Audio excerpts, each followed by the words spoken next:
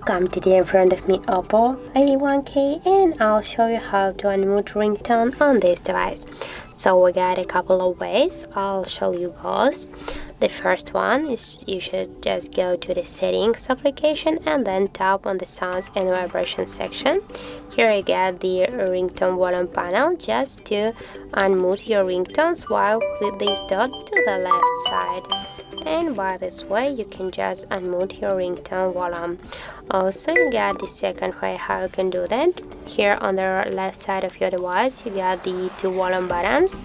Just to unmute your ringtone you have to press the up volume button, but you have to be sure that here on the default volume button adjustment section you got selected the ringtone volume but not media volume.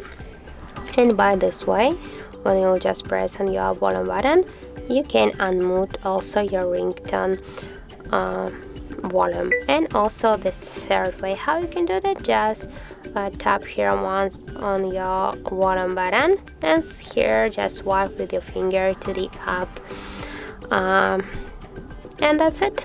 This just this volume panel. So that's how it looks. And if you find this video helpful, remember to leave a like, comment and subscribe our channel.